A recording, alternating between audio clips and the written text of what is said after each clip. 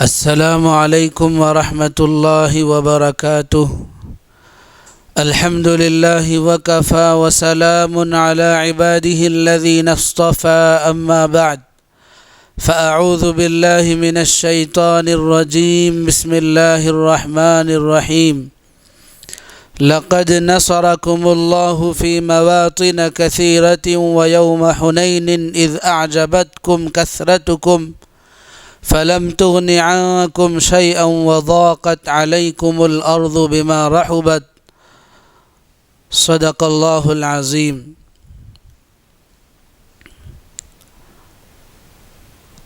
قابل احترام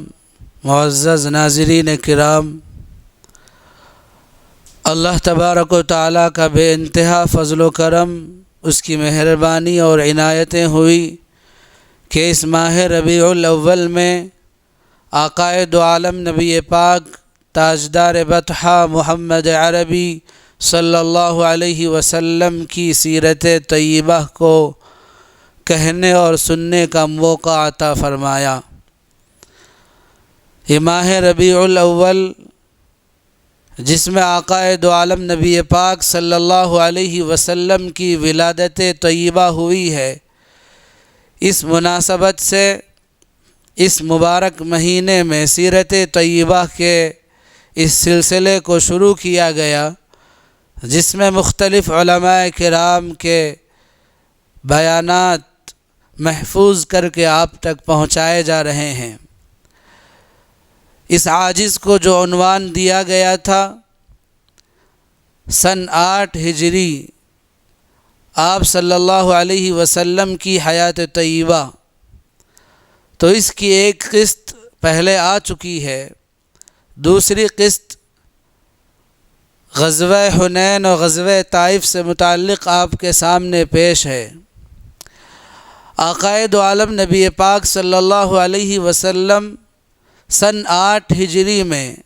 جب آپ نے مکۃ المکرمہ فتح کیا تو مکہ مکرمہ کے فتح ہونے کی وجہ سے مشرکین عرب کے حوصلے اور ان کے ہوش اڑ گئے، ان کی طاقت ٹوٹ گئی۔ اسلام دشمنی سے متعلق جو قبائل برسر پیکار رہا کرتے تھے، ان کو اچھی طرح یہ پیغام پہنچ گیا کہ اب اسلام بلند ہونے کے لیے آ گیا ہے، اور حضور اکرم صلی اللہ علیہ وسلم کی طاقت یہ بڑھتی جا رہی ہے، حتیٰ کہ وہ مکہ جہاں سے آپ کو نکالا گیا تھا وہی مکہ اب آپ کے ہاتھوں فتح ہو چکا ہے۔ تو آپ صلی اللہ علیہ وسلم کے ہاتھوں مکۃ المکرمہ کے فتح ہو جانے کے بعد عرب کے جتنے کافر قبائل تھے ان سبھوں نے اپنے آپ اپنی موت کا انتظام کر لیا۔ چونکہ قریش اس کی پورے عرب میں ایک دھاگ تھی، اس کا ایک رعب دبدبہ تھا۔ جب قریش جیسے قبیلے نے حضور اکرم صلی اللہ علیہ وسلم اور مسلمانوں کے سامنے اپنے گھٹنے ٹیکنے پر وہ مجبور ہو گئے، تو دیگر قبائل کو یہ اچھی طرح اندازہ ہو گیا کہ قریش جیسا اعلیٰ ترین اور مضبوط ترین قابل یہ قبیلہ اسلام کی طاقت کے سامنے سرنگوں ہو کر رہ گیا ہے، تو اب ہماری کیا اوقات ہے، ہماری کیا بساط ہے کہ ہم مسلمانوں سے ٹکر لے سکیں۔ اس لیے عرب کے بہت سارے قبائل جماعتوں کی شکل میں، وفود کی شکل میں، گروہوں کی شکل میں بڑی تیزی کے ساتھ مسلمان ہونے لگے اور اسلام بڑی تیزی سے پھیلنے لگا۔ جب آپ صلی اللہ علیہ وسلم نے مکہ فتح کر لیا تو قریش کے بعد دوسرا نمبر قبیلہ حوازن کا تھا۔ قبیلہ حوازن اور قبیلہ ثقیف یہ دونوں مضبوط ترین قبائل سمجھے جاتے تھے۔ قریش کے بعد حوازن کی طاقت دوسرے نمبر پر تسلیم کی جاتی تھی، تو حوازن اور ثقیف نے مکہ مکرمہ کے فتح ہو جانے کے بعد یہ سوچ لیا کہ اب قریش نے حضور اکرم صلی اللہ علیہ وسلم اور مسلمانوں کے سامنے اپنی شکست کو تسلیم کر لیا ہے، تو اب حضور اکرم صلی اللہ علیہ وسلم کا اگلا قدم ہم رہیں گے، اور آپ صلی اللہ علیہ وسلم مسلمانوں کو لے کر حوازن اور ثقیف کا رخ کریں گے، اور پھر ہم سے مقابلہ ہوگا، اور جس کے نتیجے میں ہم کو بھی شکست کا منہ دیکھنا پڑے گا۔ تو اس لیے قبیلہ حوازن اور قبیلہ ثقیف دونوں قبیلے کے سرداروں نے مل کر آپس میں یہ فیصلہ کیا کہ کیوں نہ ہم حضور اکرم صلی اللہ علیہ وسلم کے پیش قدمی کرنے سے پہلے اور آپ صلی اللہ علیہ وسلم کے حملہ کرنے سے پہلے ہم خود آگے بڑھ کر ہم خود ان پر حملہ کر کے ان کی طاقت کو توڑ کر پارا پارا کر دیں گے۔ اس لیے قبیلہ حوازن اور قبیلہ ثقیف انہوں نے مل کر اپنے دیگر قبائل کو ساتھ لے کر حضور اکرم صلی اللہ علیہ وسلم اور مسلمانوں کے مقابلے کے لیے انہوں نے اپنی لشکر اور اپنے فوج کو یکجا کیا۔ آپ صلی اللہ علیہ وسلم کو حوازن اور ثقیف کے ان ارادوں کی اطلاع ملی تو آپ صلی اللہ علیہ وسلم نے ایک آدمی کو جائزہ لینے کے لیے بھیجا۔ اس آدمی نے آ کر آپ کو بتایا کہ یقیناً جو اطلاع پہنچائی گئی ہے حوازن اور ثقیف کے بارے میں کہ قبیلہ حوازن اور قبیلہ ثقیف اسلام دشمنی سے اور اسلام کی ترقی سے وہ ناراض ہو کر وہ مسلمانوں سے مقابلہ کرنے کے لیے، مسلمانوں پر حملہ کرنے کے لیے بے چین ہیں، ان کے دلوں میں اسلام کی دشمنی اور اسلام سے بغض و عداوت اور اسلام کی نفرت اور حسد کی آگ مسلمانوں کو قتل کرنے کا اور مسلمانوں کے خون سے ہولی کھیلنے کا جذبہ بے تاب اور انگڑائیاں لے رہا ہے۔ تو آپ صلی اللہ علیہ وسلم کو حوازن اور ثقیف کے ارادوں کی اطلاع ملنے پر آپ صلی اللہ علیہ وسلم مسلمانوں کو بلاتے ہیں، صحابہ کو بلا کر مشورہ کرتے ہیں اور ان کے سامنے بات رکھتے ہیں کہ حوازن اور ثقیف کے قبائل نے ہم سے مقابلے کا فیصلہ کیا ہے، اب ہمارے سامنے ان کے مقابلے کے لیے ہم کو ان کے مقابلے کے لیے چلنا ہے، اب مسلمانوں کی کیا رائے ہے؟ صحابہ کرام رضوان اللہ علیہم اجمعین آپ صلی اللہ علیہ وسلم کے فیصلے کے سامنے اپنے سر کو جھکانے والے تھے۔ آپ صلی اللہ علیہ وسلم اعلان کرتے ہیں کہ اب ہم کو قبیلہ حوازن اور قبیلہ بنو ثقیف سے مقابلے کے لیے آگے بڑھنا ہے، لہٰذا اس کے لیے آپ صلی اللہ علیہ وسلم کے ساتھ مدینہ منورہ سے 10,000 مہاجرین اور انصار کا جو لشکر آپ کے ساتھ آیا تھا وہ 10,000 کا لشکر آپ کے ساتھ ہو گیا۔ پھر اس کے ساتھ فتح مکہ کے موقع سے 2,000 مسلمان جو صحابہ جو اسلام لائے تھے وہ 2,000 صحابہ جو مکہ کے فتح مکہ کے موقع پر جو مسلمان ہوئے تھے وہ 2,000 صحابہ، اور پھر مدینہ سے آئے ہوئے 10,000 مہاجرین اور انصار صحابہ کی تعداد مل کر کل 12,000 کی تعداد آپ صلی اللہ علیہ وسلم نے تیار کی، اور آپ صلی اللہ علیہ وسلم کے ساتھ 12,000 مسلمانوں کا یہ لشکر قبیلہ حوازن سے مقابلے کے لیے آگے بڑھتا ہے۔ حنین مکہ سے تقریباً 30 میل کے فاصلے پر ایک وادی ہے، اس مقام پر آپ صلی اللہ علیہ وسلم اور 12,000 صحابہ کرام وہاں پہنچتے ہیں۔ سحر کے وقت آپ صلی اللہ علیہ وسلم لشکر کو تیار کرتے ہیں، صفیں درست کرتے ہیں اور ان کو مقابلے کے لیے ترغیب دلاتے ہیں۔ مقابلے کے لیے جب صحابہ کرام نے میدان کا رخ کیا تو انہوں نے اپنے لشکر کی تعداد کی کثرت کو دیکھ کر وہ ناز کرنے لگے، فخر کرنے لگے، اور بعض صحابہ کی زبان سے یہ نکل گیا کہ آج کے دن ہم مغلوب نہیں ہو سکتے ہیں، اس لیے کہ اس سے پہلے جتنے مقابلے ہوئے ہیں، اس سے پہلے مسلمانوں نے کافروں کے ساتھ، مشرکین کے ساتھ جتنے مقابلے کیے، جتنے جنگیں لڑی ہیں، ان جنگوں کے اندر اتنی بڑی تعداد میں مسلمان نہیں تھے۔ اب ایک دو ہزار نہیں بلکہ 12,000 مسلمانوں کے لشکر کا دستہ آپ صلی اللہ علیہ وسلم کے ساتھ تھا۔ تو یہ اس لشکر کی تعداد کی کثرت کو دیکھ کر بعض مسلمانوں کی زبان سے یہ نکل گیا کہ اب تو ہم مغلوب نہیں ہوں گے۔ یہ بات خود اللہ تبارک و تعالیٰ کو ناگوار گزری، پھر حضور اکرم صلی اللہ علیہ وسلم کو بھی یہ بات ناگوار گزری۔ جب مسلمانوں کے دلوں میں اپنے لشکر کی تعداد اور کثرت پر نگاہ چلی گئی اور توکل جو اللہ کی ذات پر ہونا چاہیے تھا، مسلمان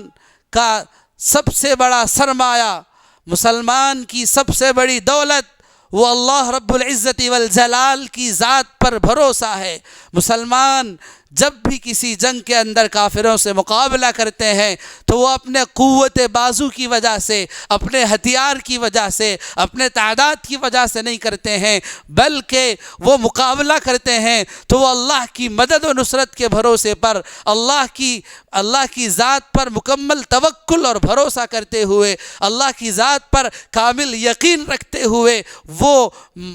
مشرکین سے مقابلہ کرتے ہیں۔ جب مسلمانوں کی نگاہ میں یہ بات آ گئی کہ اب ہماری تعداد کافروں سے بہت زیادہ ہے، اب ہم مغلوب نہیں ہوں گے، تو اللہ تبارک و تعالیٰ نے مسلمانوں کو ایک سبق سکھانا چاہا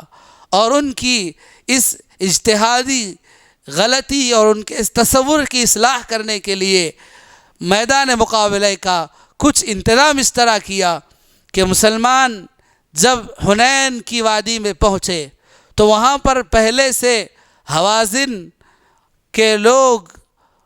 مد مقابل کافر کی لشکر کے جو لوگ تھے وہ لوگ حنین کی تنگ گھاٹیوں کے اندر، تنگ راستوں میں اور دروں کے اندر چھپ کر بیٹھ گئے، گھات میں بیٹھ گئے اور انہوں نے اپنے نشانے کو سنبھالا، تیر کے ذریعے سے انہوں نے اپنے راستے کو سنبھال کر مسلمانوں کا نشانہ لگا لیا۔ مسلمانوں کے لشکر کا جو سب سے پہلا دستہ تھا وہ بغیر کسی یعنی اندازے کے کہ کافر کتنے تیار ہیں اور کہاں چھپ کر بیٹھے ہیں، اس کا اندازہ مسلمانوں کو نہیں تھا۔ مسلمانوں کی جو پہلی جماعت تھی اس جماعت کو، اس ٹکڑی کو یہ توقع نہیں تھی کہ کافروں کا لشکر گھاٹیوں کے تنگ راستوں کے اندر دروں میں چھپ کر بیٹھا ہوا ہے اور وہ نشانہ لگائے ہوئے ہے، اس کا صحیح طور پر اندازہ نہیں ہو سکا تھا۔ صحابہ کرام نے میدان مقابلے کی طرف رخ کیا اور آگے بڑھے۔ جیسے ہی وہاں صحابہ کرام پہنچتے ہیں تو وہ دشمن اور وہ کفار جو حنین کی گھاٹی میں چھپ کر بیٹھے ہوئے تھے، انہوں نے مسلمانوں کے اس پہلے لشکر پر، اس پہلی جماعت پر اتنی زوردار تیر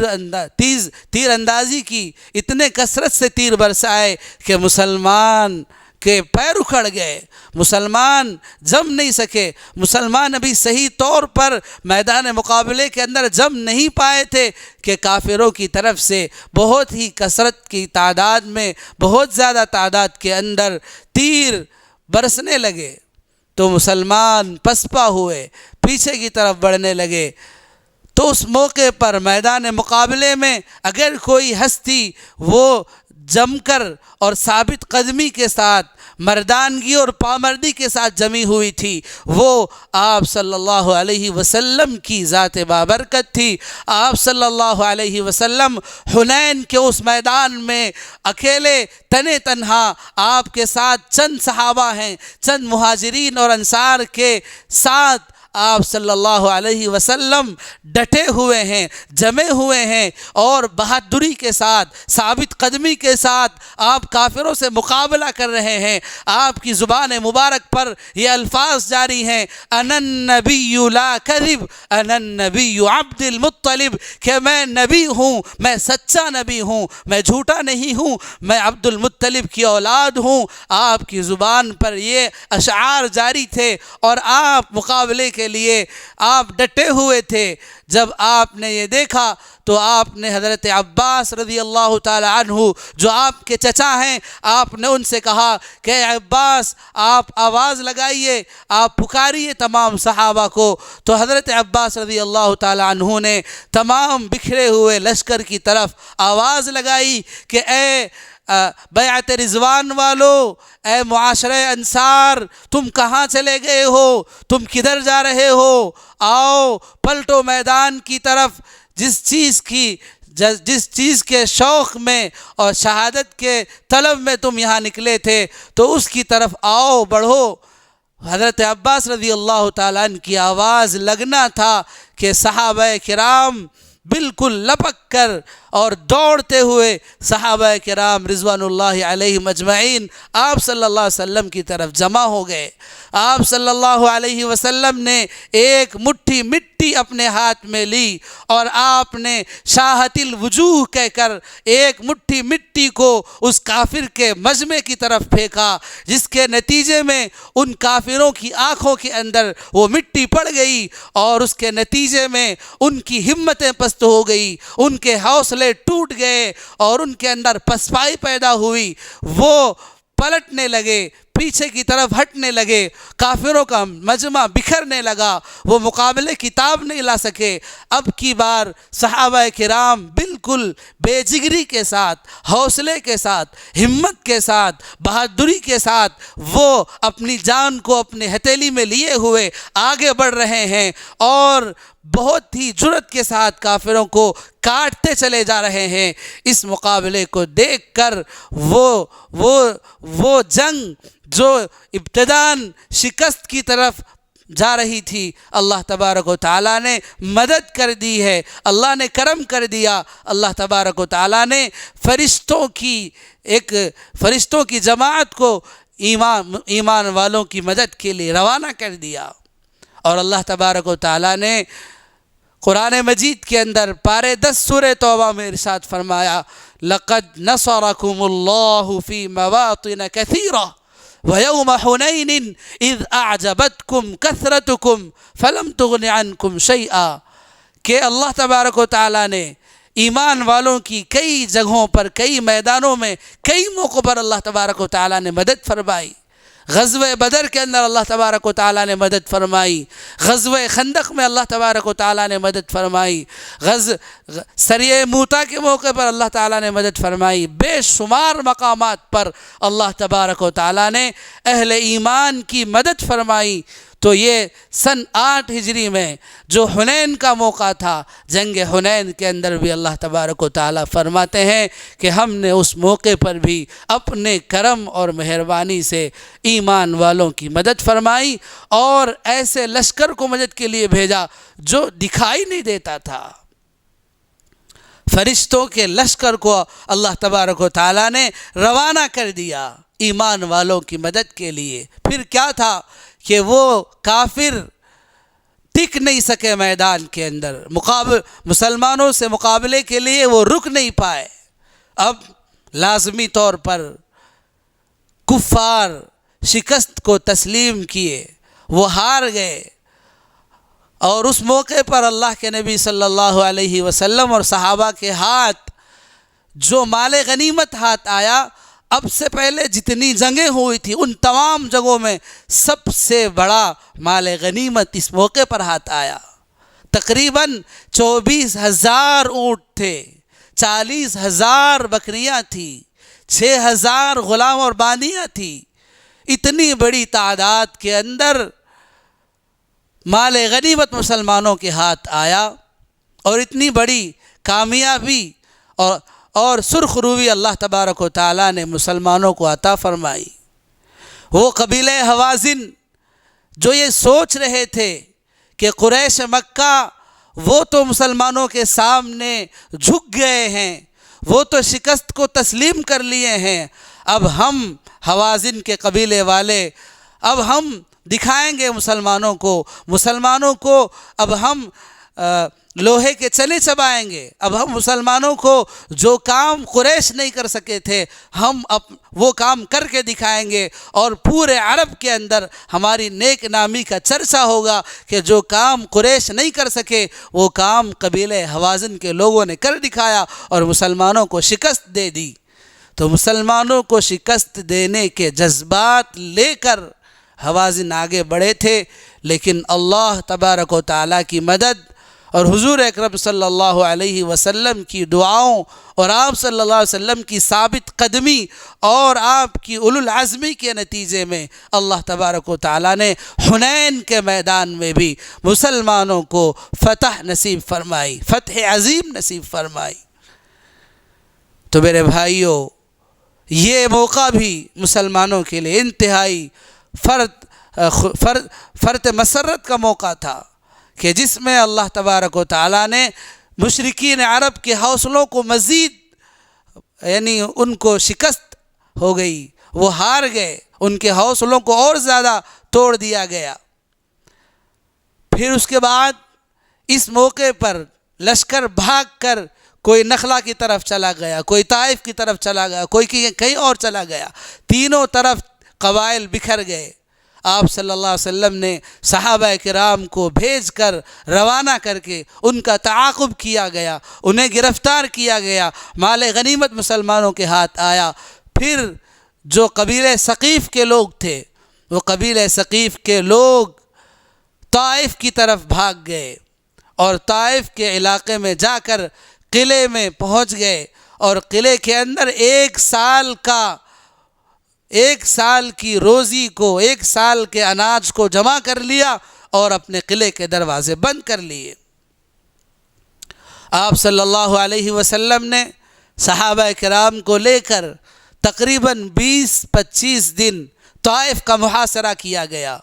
اور اس محاصرے کے دوران مسلمانوں نے مقابلہ کیا اور اس قلعے سے بھی تیر اندازی کی گئی، بڑے زوردار انداز میں بارش کی طرح انہوں نے تیر برسائے، مسلمانوں نے بھی ان کا مقابلہ کیا، اور حضور اکرم صلی اللہ علیہ وسلم نے غزوہ طائف کے موقع پر اس قلعے سے کے محاصرے کے دوران سب سے پہلے آپ نے منجنیق کا استعمال کیا، توپ کا استعمال آپ صلی اللہ علیہ وسلم نے اس موقع پر کیا تھا، اور مسلمانوں نے مقابلہ کیا۔ جب قلعہ فتح نہیں ہوا تو آپ صلی اللہ علیہ وسلم نے کہا کہ ان کی معیشت کا دار و مدار، ان کی روزی کا دار و مدار، ان کی اقتصادی طاقت اور پاور وہ ان کے انگور کے باغات ہیں۔ تو اللہ کے نبی نے کہا کہ ان کے انگور کے باغات کو کاٹ دیا جائے تاکہ ان کو اس سے سبق مل سکے۔ حضور اکرم صلی اللہ علیہ وسلم کے حکم ملنے پر صحابہ کرام نے انگور کے باغات کو کاٹنا شروع کیا۔ جب انگور کے باغات کاٹنا شروع کیے تو قلعے کے اندر سے وہ لوگ درخواست کرنے لگے کہ اے اللہ کے نبی، آپ ہم پر رحم کیجئے، آپ ہم پر ترس کھا لیجئے، اللہ کا واسطہ دیتے ہیں اور آپ کی رشتہ داری کا واسطہ دیتے ہیں۔ قبیلہ بنو سعد جو حضرت حلیمہ سعدیہ رضی اللہ تعالی عنہ کا قبیلہ تھا، اس قبیلے کے واسطے سے ہم پر رحم کر دیجئے اور ہم پر کرم کر دیجئے، آپ ہمارے انگور کے باغات کو نہ کاٹیے، آپ ہمارے انگور کے باغات کو ہرگز نہ کاٹیے، ہم پر مہربانی کر دیجئے، رحم کر دیجئے۔ اللہ تبارک و تعالیٰ کا واسطہ سننے کے بعد حضور اکرم صلی اللہ علیہ وسلم نے صحابہ کو روک دیا۔ بالآخر حضور اکرم صلی اللہ علیہ وسلم نے اس موقع پر، جنگ کے موقع پر بھی دشمن پر رحم و کرم کا معاملہ فرمایا اور ان کے انگور کے باغات کو کاٹنے سے صحابہ کو منع کر دیا۔ بالآخر 20-25 دن محاصرہ کرنے کے بعد آپ صلی اللہ علیہ وسلم مقام جعرانہ واپس آئے، اور حنین کے میدان میں، جنگ حنین کے موقع پر جو مال غنیمت حاصل ہوا تھا، اس مال غنیمت کے تقسیم کے لیے آپ نے 10 دن انتظار کیا۔ آپ 10 دن تک رکے رہے تاکہ حوازن کے قبیلے کے لوگ وہ غور و فکر کر کے، وہ توبہ کر کے آ جائیں اور اپنا مال غنیمت لے جائیں، اپنا مال لے چلے جائیں، مگر وہ نہیں آئے تو آپ صلی اللہ علیہ وسلم نے اس مال غنیمت کو تقسیم کرنا شروع کیا۔ جب وہ مال غنیمت تقسیم کا فیصلہ آپ نے کیا تو سب سے پہلے اس مال کا خمس نکالا، اس مال کے خمس کو نکال کر، پانچواں حصہ نکال کر آپ صلی اللہ علیہ وسلم نے جو نو مسلم تھے، جو نئے مسلمان ہوئے تھے، کمزور ایمان والے لوگ تھے، ان کی تالیف قلب کے لیے، ان کے دل کی تسلی کے لیے، ان کے ایمان کو مدد پہنچانے کے لیے آپ صلی اللہ علیہ وسلم نے اس پانچویں حصے کا استعمال کیا، خمس کا استعمال کیا، ان کو انعامات دیے، ان کے دل کی تسلی کے لیے ان کو اونٹ دیے گئے، بکریاں دیے گئے، غلام اور باندیاں تقسیم کیے گئے، جس میں حضرت ابو سفیان رضی اللہ تعالی عنہ کو، ان کے دونوں بیٹے حضرت معاویہ اور یزید اور دیگر صحابہ کرام کو اللہ کے نبی صلی اللہ علیہ وسلم نے ان کے تالیف قلب کے لیے وہ خمس کا استعمال کیا۔ جب انصار نے یہ دیکھا کہ آپ صلی اللہ علیہ وسلم مسلمان ہونے والے لوگوں کو انعام دے رہے ہیں، خمس ان کو خرچ کر رہے ہیں، دے رہے ہیں، بانٹ رہے ہیں، تو بعض انصار کی طرف سے بات پہنچی اللہ کے نبی تک کہ آپ دوسروں کو دے رہے ہیں جبکہ ہم نے جنگ کے اندر ہم نے لڑا ہے اور ہماری تلواروں سے ان کا خون ٹپک رہا ہے، ہماری محنت بھی اس کے اندر لگی ہے، ہم کو بھی اس کے اندر سے حصہ ملنا چاہیے۔ تو اللہ کے نبی صلی اللہ علیہ وسلم نے حضرت سعد بن عبادہ کی بات، یعنی انصار کے جو امیر تھے، ان کی بات جب آپ تک پہنچی تو آپ صلی اللہ علیہ وسلم نے ان انصار کو بلایا، تنہا انصار کو بلا کر ان سے کہا کہ میں نے یہ جو خمس کا استعمال کیا ہے، میں نے ان نئے مسلمان ہونے والے لوگوں کی تالیف قلب کے لیے دیا ہے، تو اس کے پیچھے میرا مقصد یہ ہے کہ ان کو خوشی ہو، یہ ایمان پر ثابت قدم رہے، ان کی تسلی کا سامان ہو، اس لیے میں نے ان کو دیا ہے۔ جہاں تک آپ کا مسئلہ ہے اے انصار کے لوگوں، میں نے تمہارے ایمان پر بھروسہ کرتے ہوئے، اللہ اور اس کے رسول کی ذات پر تمہارے توکل اور اعتماد کو دیکھتے ہوئے میں نے تم کو کچھ نہیں دیا، میں نے تم کو اس میں سے کچھ نہیں دیا۔ میں نے یہ کہا کہ یہ لوگ اپنے گھروں کو جب واپس جائیں گے تو اونٹ اور بکریاں اور غلام لے کر اپنے گھروں کو واپس جائیں گے، مگر انصار جب اپنے گھروں کو واپس لوٹیں گے تو وہ اپنے ساتھ اللہ کے رسول کو ساتھ لے جائیں گے،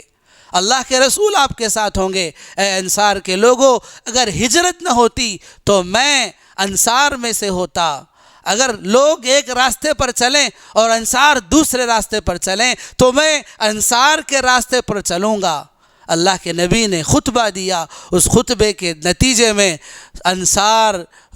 نے جب اس کو سنا تو ان کے آنکھوں سے آنسو جاری ہو گئے، یہاں تک کہ داڑیاں بھیگ گئی۔ انہوں نے کہا اے اللہ کے نبی، ہم آپ کے تقسیم پر بالکل راضی ہیں۔ الغرض آپ صلی اللہ علیہ وسلم جب طائف سے لوٹے تو آپ نے آئبون تائبون عابدون لربنا حامدون پڑھا، اور آپ صلی اللہ علیہ وسلم نے مقام جعرانہ پر عمرہ ادا کیا،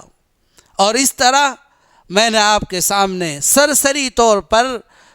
غزوہ حنین اور غزوہ طائف کی ایک سرسری جھلک آپ کے سامنے پیش کر دی ہے۔ تو یہ تو سیرت طیبہ کا سرسری خاکہ میں نے آپ کے سامنے رکھا۔ اب آپ صلی اللہ علیہ وسلم اور مسلمانوں کے اس عمل سے ہم کو کیا سبق ملتا ہے؟ اصل پیغام یہ ہم کو لینا ہے۔ پہلی بات تو یہ ہے کہ غزوہ حنین میں 12,000 مسلمانوں کے لشکر کی وجہ سے بعض مسلمانوں کی زبان سے یہ نکل گیا کہ آج کے دن ہم ہرگز مغلوب نہیں ہوں گے۔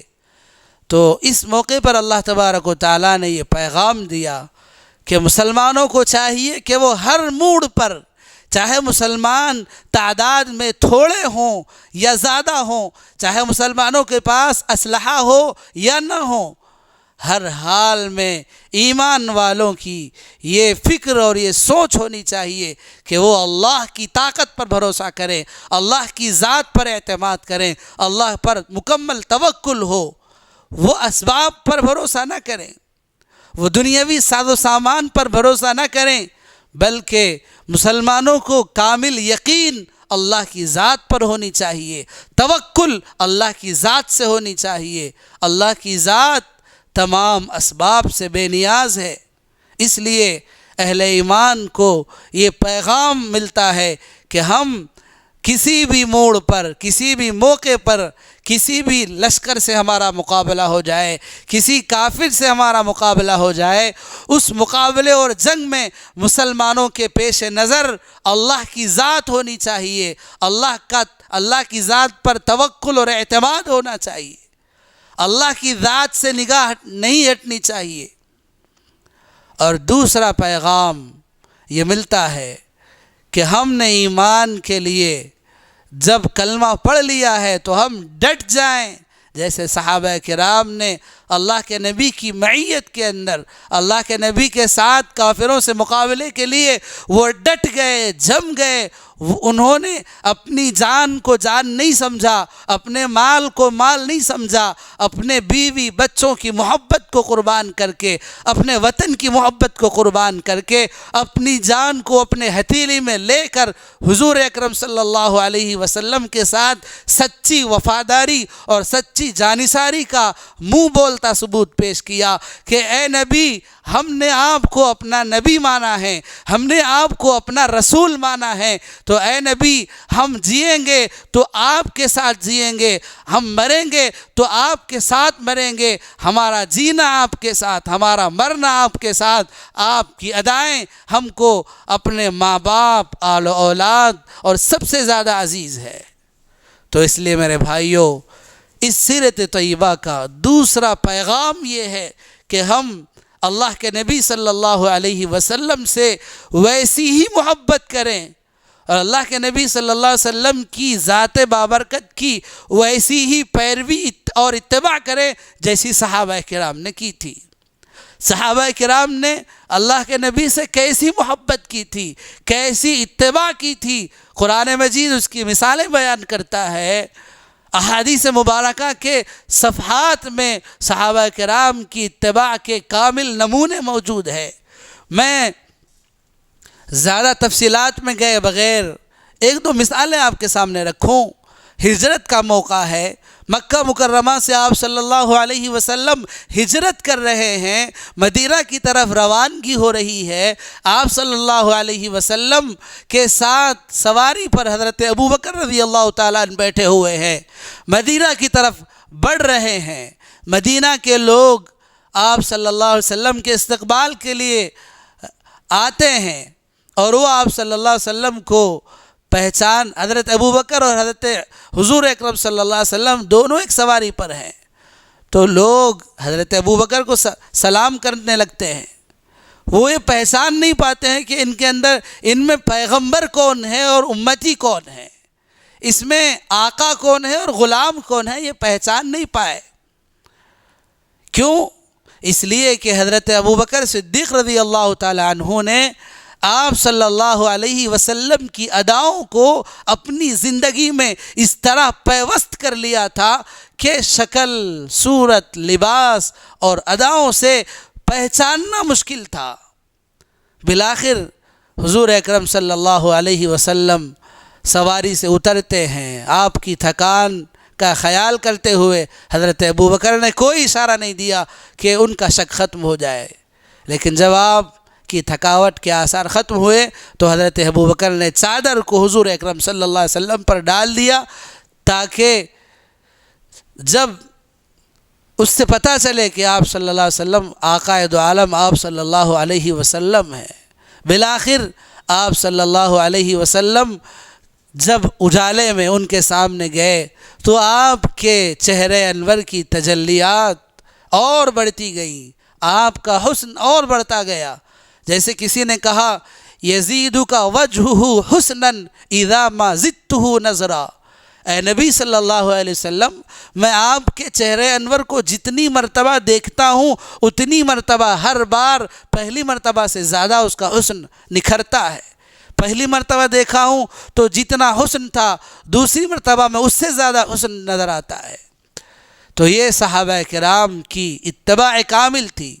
صحابہ کرام کو اللہ تبارک و تعالیٰ نے دنیا کے اندر اپنی رضا کا پروانہ دیا، اور وہی صحابہ کرام جو عرب کے اندر تعلیم سے دور تھے، علم و ہنر سے دور تھے، ان کے پاس علم نام کی کوئی چیز نہیں تھی، جہالت کا زمانہ ان کے پاس تھا اور جہالت کی زندگی گزار رہے تھے،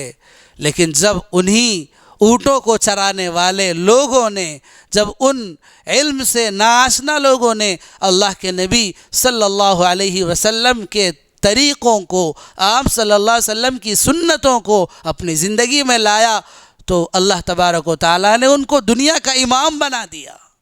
انہوں نے دنیا کی امامت کی ہے، دنیا کی قیادت کی ہے، دنیا کی حکومت کی ہے۔ انہی صحابہ کرام نے قیصر و کسریٰ اور روم و ایران کے تختوں کو تہس نہس کر دیا۔ دنیا کے جس کونے میں بھی چلے گئے وہ اس کونے کو فتح کرتے چلے گئے۔ مصر کو فتح کیا، روم کو فتح کیا، ایران کو فتح کیا، عراق کو فتح کیا، جہاں چلے گئے اللہ تبارک و تعالیٰ نے ان کے سامنے فتح اور کامیابی کو ان کے قدموں کے نیچے ڈال دیا۔ تو صحابہ کرام کے کامیابی کی وجہ کیا تھی؟ صحابہ کرام کے کامیاب اور کامران ہونے کی وجہ اللہ کے نبی صلی اللہ علیہ وسلم کی سچی اتباع اور آپ صلی اللہ علیہ وسلم کی سچی پیروی۔ تو اس لیے آج کے اس موقع سے، اس چینل کے ذریعے سے تمام ناظرین کو یہ پیغام دیتا ہوں کہ آج بھی امت